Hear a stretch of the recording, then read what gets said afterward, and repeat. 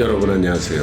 이철입니다. 오늘은 미국에서 추진하고 있는 반도체 공급망 관련해서 말씀을 드리려고 합니다. 현재 발생하고 있는 글로벌 공급망 문제는 크게 두 가지로 볼 수 있습니다. 하나는 팬데믹 등의 영향으로 글로벌 및 국내 운송망이 제대로 돌아가고 있지 않다는 것이고, 그것은 현재의 문제라고 할 수 있습니다. 다른 하나는 미국과 중국이 각각 상대 진영의 공급망 의존에서 벗어나기 위한 그런 노력에 들어갔다는 것이죠. 이것은 앞으로 닥쳐올 문제라고 할 것 같습니다. 그리고 우리의 입장에서는 이 두 가지 요소가 혼재돼서 주는 영향을 조금 나누어 가면서 상황을 분석할 필요가 있겠죠. 우선 이미 우리에게 영향을 주고 있는 현재 공급망 문제를 보면 두 가지로 정리해 볼 수 있을 것 같습니다. 하나는 글로벌 운송망입니다. 미국의 CNBC가 미국의 시각에서 이 문제를 좀 짚었죠. 주요 지표로서 주로 중국에서 출발하는 화물들이 미국의 서해안 항구에 제 시간에 도착하는 비율이 이제 10%에 불과하다는 것입니다. 그리고 국내 단거리 운송 요금은 당초 2달러를 조금 넘는 수준이었는데 이제는 3달러까지 증가를 했다는 것이죠. 그리고 제가 영어를 제대로 알아들었는지 모르겠는데 차시스 크런치가 8.8일이라고 했거든요. 이것은 아마 컨테이너를 확보하는 데 걸리는 시간으로 보입니다. 다시 말해서 전체 공급망 운송 기능 노드 중에서 제대로 동작하지 않거나 지연이 되고 있거나 또는 비용이 상승하고 있다는 것이죠. 지난번에 한번 말씀드린 바가 있는데요. 반도체하고는 큰 관계는 없지만 중국 내 운송망도 이미 가격이 한참 올라가 있고 시간도 상당히 지연되고 있습니다. 그러면서도 중국 화물 운송의 사실상 대부분을 담당하고 있는 육상운송, 다시 말해서 트럭, 이 트럭의 운송이 제대로 되고 있지 않다는 것이죠. 비용은 올라가고 있지만 트럭 기사들의 수입은 형편없이 떨어져서 밥도 못 사 먹을 정도라고 합니다. 왜냐하면 코로나로 인해서 많은 장소에서 백신 확인을 해야 되고 또 이로 인해서 배달 시간이 지연되기 때문에 한 트럭이 운송할 수 있는 화물량이 오히려 감소를 했다는 것이죠. 그래서 경제적인 여건이 되는 사람들은 트럭 기사 노릇을 그만두고 있고 트럭을 살 때 은행에서 융자를 많이 받은 사람들은 어쩔 수 없이 계속하고 있다는 것입니다. 이렇게 국내 운송 문제는 우리나라 같은 규모에서는 큰 문제가 되지 않겠지만 미국이나 중국, 러시아 같이 국토가 큰 곳에서는 문제가 크게 되고 있다는 것이죠. 반도체 같이 비싼 제품의 경우에는 사실 운송을 거의 항공기를 이용을 하고 있기 때문에 이런 트럭 운송이나 또는 해운은 사실 큰 문제는 되지 않죠. 그렇지만 반도체의 리드 타임이 길어지고 있는 것은 사실이고 특히 차량용 반도체 부족은 이미 국제적인 이슈가 되어 있죠. 반도체 공급망에서 실제 이슈가 되고 있는 것은 제조 노드들이죠. 반도체 관련한 제조 분업이 어떻게 되어 있는가 하는 것은 이미 보편적으로 많이 알려져 있는 것 같습니다. 이 그림에서 보시면 우리나라 삼성이나 SK의 경우에는 종합 반도체 기업에 해당이 되죠. 그래서 사실상 처음부터 끝까지 대부분의 제조 기능을 자체적으로 수행하고 있죠. 단지 원자재라든가 소모품이라든가 또는 설비 이런 분야에 있어서 외부와 협력하고 있을 따름입니다. 반면 최근에 국제적인 이슈가 되고 있는 타이완의 TSMC 같은 회사의 경우에는 파운더리에 집중되어 있는 그런 회사죠. 문제는 이러한 각각의 기능들이 고도의 기술을 필요로 하고 이런 고도의 기술을 개발하는 것은 또 다른 기능을 담당하는 기업들과의 협력이 필연적이라는 겁니다. 결과적으로 이 반도체 공급망에 있어서 협력 기업들 간의 유대는 매우 강하고 따라서 외부에서 이런 공급망에 참여할 수 있는 기회를 얻기가 매우 어렵죠. 하나하나의 기능에 대해서 세계 초인류 기술만을 적용하고 있기 때문에 전 세계에서 가장 우수한 기술을 보유한 그런 기업만이 또 참여의 기회를 부여받는 것이죠. 한마디로 매우 폐쇄적인 공급망이라고 보겠습니다. 이렇게 세계에서도 1등, 2등 하는 최첨단 기술만을 적용하고 있기 때문에 해당 기능을 제공하는 기업은 소수일 수밖에 없고 그리고 그 기업들의 국적이 전 세계에 퍼져 있죠. 그래서 생산 거점을 어느 나라, 어느 도시에 두는가 이런 것도 이슈가 되지만 정치적인 이유로 제재나 제한을 받을 경우에 많은 국가에 산재되어 있기 때문에 복잡성이 늘어나게 됩니다. 다시 말해서 이들 기업들은 자본 원천 소재 국가가 어디인가, 또 기술 원천 소재 국가가 어디인가, 그리고 생산 거점은 어느 국가에 있는가 등등이 각각 다르기 때문에 이에 따라 각기 다른 정치 체계의 규제를 받게 되는 것이죠. 그리고 지금 미중 갈등이 첨예화되고 구체적으로 양국이 제재를 하거나 규제를 하거나 구체적인 정책을 실행하고 있기 때문에 반도체 산업 전체에 대한 구조조정은 불가피해 보입니다. 이러한 조정에 있어서 가장 주목되고 있는 것이 어떤 부분이 병목인가라는 것이죠. 물론 반도체 산업 체인에 있어서 병목이 아닌 부분은 없을 겁니다. 그러나 현재 반도체 공급망 구조조정의 원인이 미중 갈등에서 온 것이기 때문에 이 병목이 어딘가의 판단 기준, 이것 또한 미중의 갈등으로부터 판단해야 옳을 것이라고 보죠. 미중 무역전쟁이 터진 이래 미국은 중국의 반도체 굴기를 막기 위한 많은 조치를 지속적으로 취하고 있습니다. 그리고 이 조치는 이 무역전쟁이 끝날 때까지 이어질 것으로 생각이 됩니다. 미국은 먼저 중국의 반도체 기업에 대한 제재로부터 출발을 했고 이제 큰 윤곽으로 볼 때 14나노급 정밀도까지의 관계된 기술, 설비, 재료, 부품 이것들은 중국에 제공해도 좋지만 그 이상의 정밀도에 해당이 되는 기술과 제품은 일체 중국 측에 공급하지 못하도록 하고 있다고 보면 될 것 같습니다. 실제로 이러한 조치는 중국에 진출해서 생산을 하고 있는 또는 제조를 위탁하고 있는 수많은 미국 기업들 그리고 서방 국가들이 당장 충격을 받지 않으면서 시간이 갈수록 중국의 경쟁력은 낮춰지는 이런 효과를 가져올 것이기 때문에 아주 적절하고 유효한 조치로 보입니다. 당연히 중국은 이런 제재에 대항해서 거국 체제로 나름대로 반도체 기술 개발에 나서고 있죠. 그리고 그러한 목표를 이룰 때까지는 아직 긴 시간이 필요할 것으로 보이지만 부분적으로는 성과를 올리고 있기도 합니다. 객관적으로 보면 현재 상황에서 중국이 자국 주도의 반도체 공급망을 완성할 수 있는 가능성은 크지는 않은 것 같습니다. 지난 9월 23일에 지나 레이먼드 미국 상무장관과 NEC의 브라이언 디즈가 반도체 공급망 제조업체와 자동차 제조업체를 소집해서 모든 공급망 참가자가 45일 이내에 재고 수요 및 배송 정보를 제공할 것을 요구를 했습니다. 여기서 보면 반도체 제조업체 그리고 유통업체 또는 최종 제조기업으로 나눠서 정보를 요구했는데 이것은 크게 보아서 반도체를 생산하는 업체 쪽하고 자동차를 제조하는 업체 쪽으로 이렇게 나눠서 정보 요구를 한 것으로 해석이 됩니다. 이 일이 크게 물의를 일으킨 것은 미 상무부가 우리나라 삼성이나 SK를 포함한 글로벌 반도체 기업들을 불러서 매우 이례적으로 영업비밀에 해당되는 정보를 포함해서 이렇게 구체적인 정보를 요구했다는 것이죠. 사실 상식적으로 반도체 업계에서 가장 큰 비밀이 수율이다. 이런 것들은 저희도 들어서 알고 있죠. 그런데 미국 정부는 이런 수율 정보를 포함해서 예민한 정보들을 다 요구했다는 것이죠. 그뿐만 아니라 레이먼드 상무부 장관은 만일 업체들이 정보 제공에 응하지 않는다면 도구 상자에서 필요한 수단을 꺼낼 수도 있다. 이렇게 위협까지 했습니다. 중국의 시나 차이정은 이 미국 측이 말한 공구 상자는 아마도 Defense Production Act, 즉 국방물자 생산법일 거라고 추정을 했습니다. 미국이 마지막으로 이 법을 동원한 케이스는 코로나 사태가 발생했을 때 마스크와 의료 물자가 부족해서 그때 취한 것이 가장 최근의 일입니다. 이 국방물자 생산법이 적용이 되면 정부는 기업으로 하여금 자원을 보류해서 정부가 요구하는 우선순위의 오더부터 생산하라는 set aside, 그리고 특정 제품의 생산과 중지를 명령하는 디렉티브, 기업에게 특정 정보에 대한 설명과 사용 허가를 요구하는 알로트먼트 등을 할 수 있다고 하죠. 그리고 이 국방물자 생산법은 반독점법에도 우선한다는 것입니다. 한마디로 전시동원 체계라고 볼 수 있을 것 같습니다. 이 일에 대해서는 국내 미디어들도 많이 보도를 하고 있는데요. 좀 더 지켜봐야 되겠지만 사실 차량용 반도체가 주 대상이라면 삼성이나 SK는 그렇게 중요하지는 않은 기업입니다. 우리 기업들의 주 제품인 메모리 반도체의 경우 공급 부족 사태가 나는 것도 아니고 대체도 얼마든지 가능한 제품이기 때문이죠.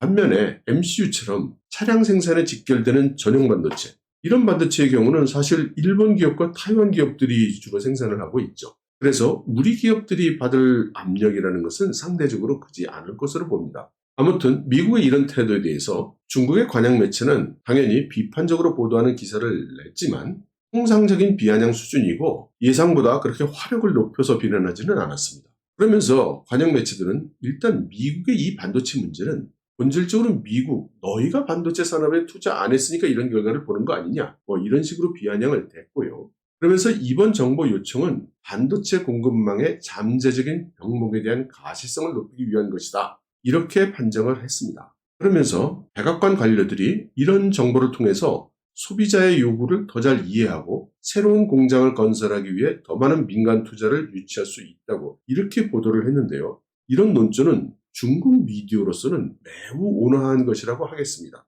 중국이 이렇게 부드러운 태도를 보이는 것은 사실은 중국 같은 경우에는 이미 전기자동차로 전환이 상당히 진행되어 있고 전기자동차 분야의 반도체는 기본적으로 중국이 자체 개발을 하려고 하고 있기 때문으로 보입니다. 그래서 차량용 반도체에 대해서는 미국이 이러저러한 조치를 취하는 것에 대해서 상대적으로 자극이 적은 것 같습니다. 그런가 하면 일부 중국 매체들은 미국이 이들 반도체 업체로부터 정보를 빼내서 미국 반도체 업체를 지원하려 하는 거 아니냐, 이런 암시를 하기도 했습니다. 그러면서 미국의 반도체법을 다시 조명을 하면서 레이먼더 상무부 장관이 이 반도체 법안을 신속히 통과를 시켜달라고 의회에 요구했다는 사실도 다시 한번 강조를 했습니다. 한번 훑어보시죠. 제가 볼 때는 미국 정부가 자동차 산업에 영향을 주고 있는 차량용 반도체에 대해서 이러한 정보 요구를 한 사실보다는 바로 며칠 후에 9월 29일 미국과 EU가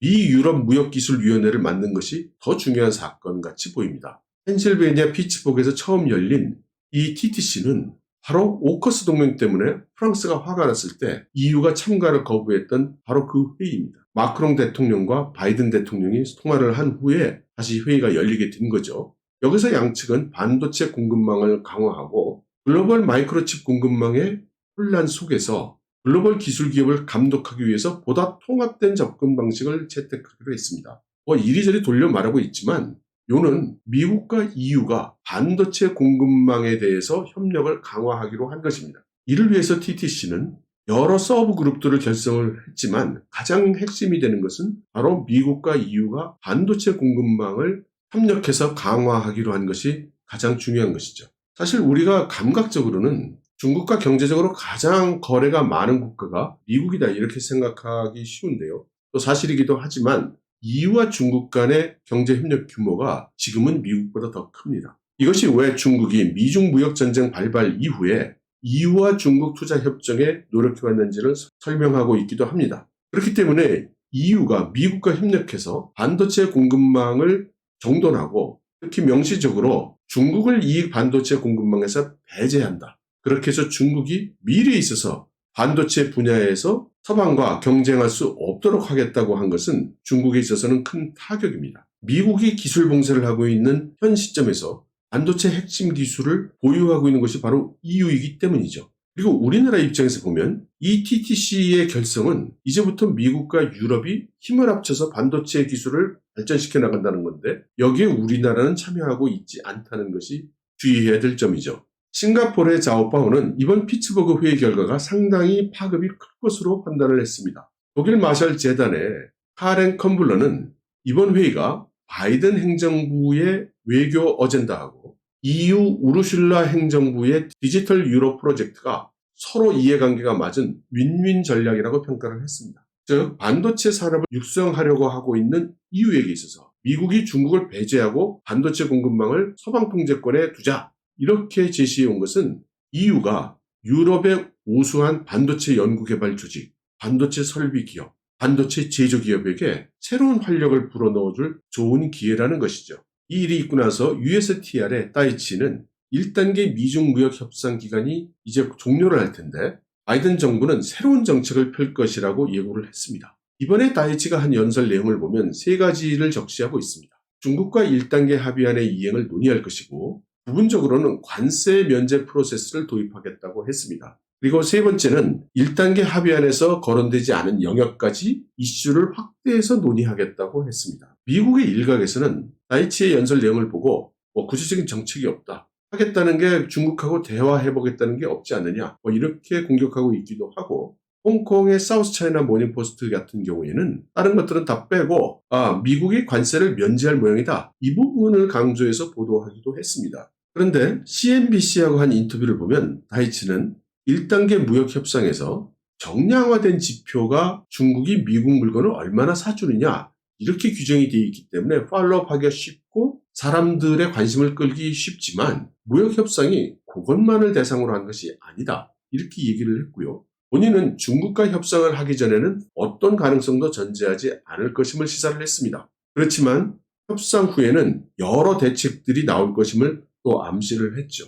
다이치는 타이완 배경의 사람이고 영어, 중국어 모두 능통하고 중국과 미국의 문화를 모두 잘 이해하고 있는 사람이죠. 결코 중국에 있어서 쉬운 상대가 아닐 것입니다. 또 다이치는 일관되게 여러 발표에서 바이든 정부의 무역 정책을 노동자들을 위한 정책이라고 설명을 하고 있거든요. 그것은 바이든 행정부의 정책은 결국은 제조를 미국 국내로 가져오는 방향으로 작용할 것이라는 것을 의미한다고 봅니다. 이어서 어제 미국 상무부가 반도체 조기 경보 시스템을 가동한다고 발표를 했습니다. 지금 봐서는 무슨 IT 시스템이 구성된 것은 아닌 것 같은데 아무튼 모든 반도체 관련 기업들에게 코로나로 인한 반도체 공급망에서의 발생 사건들을 자발적으로 정보 제공하라고 했습니다. 코로나로 인해서 공장이 폐쇄하게 된다든가 조업 중단이 일어난다든가 이런 상황이 있으면 즉시 정보를 공유해달라고 했습니다. 물론 의심의 눈으로 본다면 앞서 미 상무부가 반도체 기업들에게 요구했던 여러 가지 정보 요구와 연계되어 있을 가능성도 배제할 수는 없겠습니다. 아무튼 이런 미국과 중국의 움직임이 글로벌 반도체 공급망에 어떤 영향을 줄 것인가? 가장 첫 번째는 반도체 관련 산업을 미국 내 유치하는 것이죠. 이미 바이든 대통령이 그런 의사를 분명히 했고 여기에 호응해서 타이완의 TSMC나 삼성 이런 주요 반도체 기업들이 모두 화답을 했습니다. 그럼에도 불구하고 미 상무부는 계속 여러 가지 정보 요구를 하고 여러 가지 정책이 나오는 것은 단순하게 반도체 제조 거점을 미국에 놓는 것만으로는 미국 정부의 성에 안 찬다는 의미일 수도 있을 것 같습니다. 지정학적, 정치적으로 선택의 여지가 별로 없는 타이완 같은 경우에는 오히려 현재 상황을 기반으로 해서 자동차용 반도체 공장의 신설에 들어갔습니다. 미국의 정책의 흐름을 타고 오히려 적극적으로 반도체에 투자하는 이런 행보를 보이고 있는 것이죠. 타이완으로서는 중국으로부터 핵심 기술 제품의 공급망을 분리해내려는 미국의 의도에 부응하면서 동시에 미국 주도 공급망 속의 핵심 노드를 차지하려고 하는 것으로 보이죠. 그리고 그것은 누구나 알 수 있듯이 미국과 서방에 없어서는 안 될 존재로 타이완이 자리함으로써 중국으로부터의 여러 가지 위협에 미국과 서방의 보호를 기대하는 것이 되는 것 같습니다. 매우 납득 가능한 전략이거니와 이 전략을 취해서 얻는 것은 있을지 몰라도 잃을 것이 별로 없기 때문에 아주 좋은 선택으로 생각이 됩니다. 우리나라 산업연구원은 이런 상황이 단기적으로는 우리 기업들에게 긍정적인 영향을 주겠지만 장기적으로는 부정적인 영향을 줄 것으로 예측을 했다고 합니다. 서방 국가들이 국가 역량을 총동원해서 반도체 제조 역량을 확보해 나갈 경우에 상대적으로 한국 기업들의 위상이 약화된다는 거죠. 또 미국이 중국 견제를 위해서 여러 가지 조치를 할 텐데 우리나라가 기술 동맹국으로서 명시적으로 이런 조치에 참여를 하게 될 경우에 중국이 또 한국에 대해서 전방위적인 경제 보복을 하지 않겠는가? 그렇게 되면 우리 기업들의 메모리 반도체 판로 등에도 막대한 피해가 예상된다고 그렇게 예상을 하였다는 것입니다. 그런데 저는 이 부분에는 동의하지 않습니다. 현재 반도체 기술이 부족한 중국이 미국이 주도하는 국제적인 제재 조치에 우리나라가 참여한다고 해서 우리 기업들을 대상으로 해서 너희 반도체는 우리가 사주지 않을 거야 이렇게 하겠는가 말이죠. 그럴 것 같지는 않습니다. 만일 이런 미중 충돌의 관점이 아니라 순수한 경제적 시각에서만 본다면 사실 자동차용 반도체 파동은 큰 걱정을 안 해도 될 것 같기도 합니다. 캐시 우드는 소비에 있어서 이미 상당량의 프리바잉이 일어났다고 보고 있습니다. 즉 팬데믹이 일어나고 공급 불안정이 우려되고 하니까 많은 가구와 기업들이 당장 필요한 것 이상으로 평소 필요한 것 이상으로 구매를 해서 재고로 가지고 있다고 그렇게 생각을 하는 것이죠. 반도체와 자동차의 경우에 실질적으로 공급 부족 현상이 일어나는 것은 사실이겠지만 이 경우에도 상당량의 공급망 내에 재고로 존재한다고 이렇게 보고 있는 것입니다. 다만 자동차용 반도체 이런 제품의 경우에는 공장이 불이 나서 손실을 입은 경우니까 이로 인한 충격은 어쩔 수 없다고 이렇게 이야기를 합니다. 그래서 캐시 우드는 이미 반도체 가격 상승은 멈추고 있고 조금만 더 시간이 가면 상황이 풀릴 것이다 이렇게 보고 있기도 합니다. 캐시 우드의 이런 시각은 순수하게 기업과 비즈니스 시각에서 현재 공급망을 베이스로 해서 판단을 한 거죠. 그러나 미국 정부나 EU는 인위적으로 이 반도체 공급망을 구조 변경하려는 것이기 때문에 캐시 우드의 의견은 참고만 할 수 있을 것 같습니다. 물론 코로나 기간 동안 집안에 지내는 시간이 길어지면서 사람들이 상당한 양의 가전이나 식품 등을 더 소비하고 축축해놓고 이것은 사실이죠. 그래서 캐시 우드가 말하는 가구 내 재고는 보편적으로 상당한 양이 될 수 있을 겁니다. 기업도 마찬가지일 거고요. 그러므로 캐시우드가 원자재 가격이 이미 하락하기 시작한 것을 주목하기 바란다. 특히 중국의 철광석 가격이 51%나 폭락했다. 이렇게 이야기도 하고 또 D램 메모리 가격도 이미 20% 하락하였다고 지적한 것은 상당히 통찰력이 있다고 하겠습니다. 제 개인적인 관점을 좀 말씀드린다면 장기적으로 볼 때 기본적으로 삼성이나 SK 같은 국내 재벌들은 국내에서 공급망을 하나씩 잡아먹어 왔죠. 그러다 보니 알파부터 오메가까지 모두 자기들이 하는 방식을 가지고 있습니다. 타이완의 TSMC 같은 경우에는 파운더리 회사죠. 그러므로 상류에 많은 다양한 고객들을 보유하고 있습니다. 그리고 하류에도 많은 협력 기업이 있죠. 다른 말로 하면 전체 산업 가치 사슬에서 한 링크를 차지하고 있을 뿐이죠. 그러나 삼성 같은 경우에 설계부터 반도체까지, 반도체를 넘어서 모듈, 완제품까지 모두 자기가 생산하고 사업을 하죠. 기본적으로 다른 기업과의 협력이 존재하지 않는 겁니다. 이런 폐쇄 루프형 기업은 지금 현재 재구축되고 있는 반도체 공급망의 시각에서 본다면 유리되어 있고 독립되어 있는 존재인 것입니다. 남들을 필요로 하지 않는 존재이지만 지금 새로 만들어지는 새로운 공급망에서도 꼭 절실한 회사도 아닌 거죠. 다들 자기에게 필요한 미싱 링크가 필요한데 처음부터 끝까지 혼자서도 잘하는, 혼자 노는 이런 기업은 이 반도체 산업망에 있는 많은 기업들에게 있어서 협력 대상이 아닌 거죠. 또 다른 측면에서 제품 시각에서 본다면 삼성이나 SK의 주력 제품인 메모리는 충분히 홀로 존재할 수 있는 제품입니다. 다른 응용이나 기술과 별도로 독자적으로 생존할 수 있는 그런 제품인 것이죠. 지금 자동차 업계에서 문제가 되는 MCU 같은 커스텀 메이드되는 제품도 아니고 미국의 마이크론이나 중국의 SMIC도 가격이나 품질의 차이가 있을 뿐이지 제조 능력이 있죠. 하지만 엄격히 말한다면 Replaceable Anytime인 제품이라고 하겠습니다. 언제든 대체될 수 있는 그런 제품이라는 거죠. 반면 TSMC 같은 경우는 그 반대입니다. 미 국방부를 포함해서 수많은 서방 기업들이 자기들이 아이디어를 내고 개발하고 설계한 제품들을 생산할 때 TSMC를 꼭 필요로 합니다. 그리고 현재 기술 격차를 고려해 볼 때 TSMC는 서방 국가들에게 있어서 irreplaceable입니다. 대체가 불가능한 기업이죠. 그래서 산업연구원의 의견대로 장기적 관점에서 본다면 삼성이나 SK에게 이번 상황이 좋은 것은 아닐 텐데 중국이 삼성이나 SK를 배척해서 발생하기보다는 새로이 만들어지는 서방 세계의 반도체 공급망 속에서 자기 역할, 자기 링크를 확보하지 못할 가능성에서 비롯될 가능성도 있어 보입니다. 그리고 이런 식으로 공급망의 시작부터 끝까지 모두 자기가 장악해서 해버리는 한국의 재벌 회사들의 이런 방식은 한국 국내에서 규제를 받지 않는다 하더라도 언젠가는 국제적으로 규제를 당하거나 따돌림을 당할 가능성이 있다고 생각합니다. 우리 기업들이 멀리 내다보는 안목이 있다면 이제는 다른 국가, 다른 기업들과도 상생할 수 있는 길을 찾고 협력하는 길을 찾고 파트너십을 강화하는 길을 찾아야 되지 않을까 그런 생각도 해보게 됩니다. 여러분 들어주셔서 감사합니다.